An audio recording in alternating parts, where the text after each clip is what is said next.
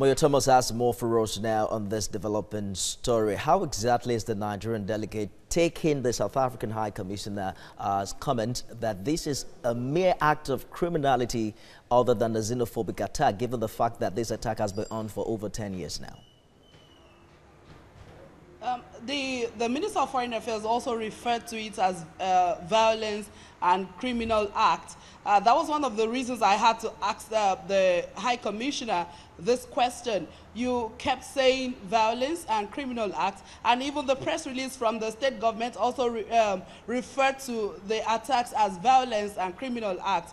And are you not seeing attacks on foreigners as xenophobic attacks? And he insisted that South Africans are not xenophobic, and it is not xenophobic attacks, but just criminal acts. And I think this actually calls for concern, because if the root cause of an issue of this nature is not defined appropriately, then I wonder how finding a lasting solution to it, which should ordinarily be creating awareness and changing the mindset of the people, would actually work at the end of the day. I agree with you absolutely. If we cannot define the root cause, then how do we forge ahead in preferring solutions? But the Foreign Minister, Geoffrey Onyeama, is also suggesting that the Nigerian police be embedded with the South African police force. How exactly is this supposed to work?